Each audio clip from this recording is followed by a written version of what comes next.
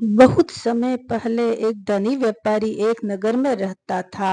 वह अपने साथ बहुत सा कीमती द्रव्य लेकर दूसरे देश में व्यापार करने के लिए चला गया, किंतु अपने साथ देखभाल करने के लिए कोई नौकर नहीं रखा। उसे अकेला जान कई चोर उसके पीछे लग गए। वह धनी व्यापारी उस नगर के राह से अपरिचित था, जिस कारण राह भूलकर भटकते हुए एक जंगल में पहुंचा। उस जंगल में शेर, भालू आदि हिंसक प्राणी रहते थे। डर के कारण एवं कटीली झाड़ियां होने से उसका मार्ग चलना कठिन हो गया था। फिर भी जैसे तैसे करके मन में यह विचार करता हुआ चला जा रहा था कि किसी प्रकार यह जंगल पार करके बस्ती में पहुंच जाऊं। परंतु कोसों दूर तक नजर दौड़ाने के बाद भी उसे बस्ती न दिखाई दी। जब चलते चलते बहुत रात हो गई, तब चोरों ने उसे एक स्थान पर पकड़कर लूटना आरंभ कर दिया। उस समय वेश्या ने विचार किया कि चोरों के लूटने से जो माल बच जाएगा उसे मैं अपना व्यापार आरंभ करूंगा। किंतु चोरों ने उसके पास एक पाई भी न छोड़ी और मारने के लिए उसे धमकाया। वह वेश्या अत्यंत घबराकर उस जंगल में रात बिताने के लिए स्थान खोजने लगा, लेकिन बाघ एवं शेरों की भयानक गर्जना सुनकर जंगल से निकलने के लिए चल पड़ा।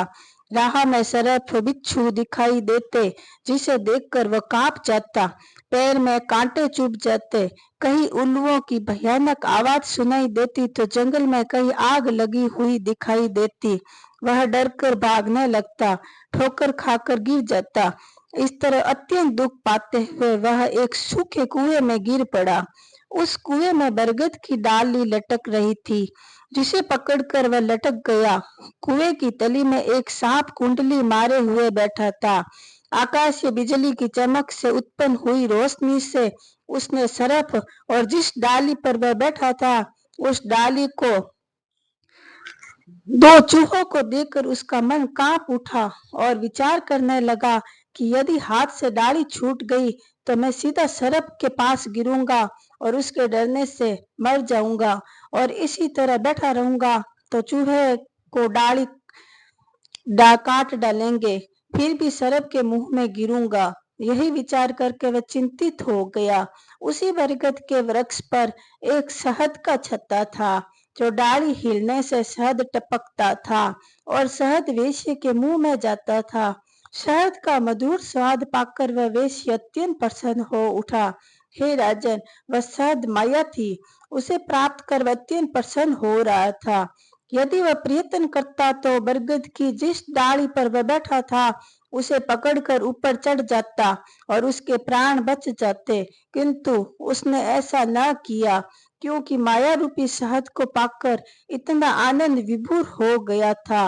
मृत्यु रूपी सत्य को भूल गया और चूहों द्वारा डाली कुतर जाने के पश्चात सर्प रूपी मुंह मृत्यु के मुंह में जा गिरा। यही गति संसारिक मनुष्यों की है।